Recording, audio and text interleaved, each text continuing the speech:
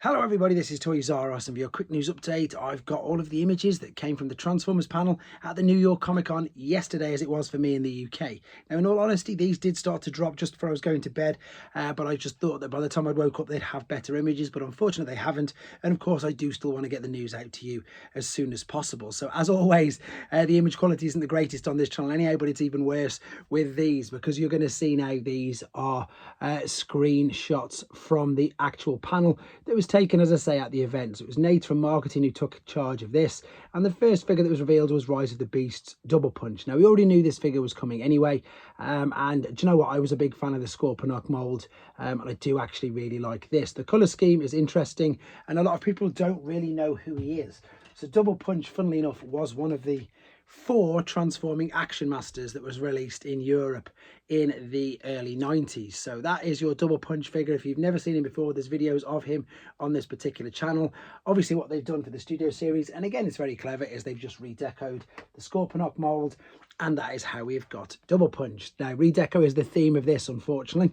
Next one is, apart from this one, this is Dark of the Moon Hatchet. Now, this looks incredibly good.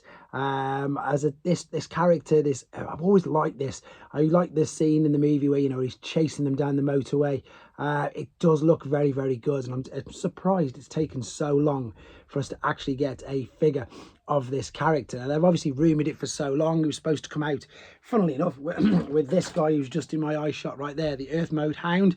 You know, 2-3 years ago, I think they were going to do a Busby twin pack, but for obvious reasons they cancelled the Busby line, and it never, Buzzworthy line, and it never made it to fruition. So that's interesting. This one again is a given. We knew this was coming. We saw the listings. So this is a redeco of your Starscream, but they've given him an additional weapon as well. Again, I was a fan of the Starscream mold. I know a lot of people aren't, but I was actually a fan of it. I liked it, and I think the purple, to be honest, works even better. So of course, you know, whenever we get one Seeker, we always expect to get the rest. It's an absolute given. Right, talking of redecos, I was hoping for a slight retool, but I don't know how. I mean, maybe I'm just hoping for too much, because if I'm being honest, let's be honest, the Kingdom Galvatron was amazing. So this is the Studio Series 86 Galvatron, and all that we can tell so far, and I've just checked the forums as well, is that it looks like a straight up redeco, which I'm not surprised, because like I've just said, although perhaps would have been interesting to see them maybe get a new figure, but let's be honest, the mold, it didn't really need anything. My only concern is the fact that they blitzed 4 of them out since Kingdom. So obviously we had Kingdom, Legacy, the Behold Galvatron, and of course the Generation Select. So that's my only concern, because the same with Tarn, the mold has tarnished.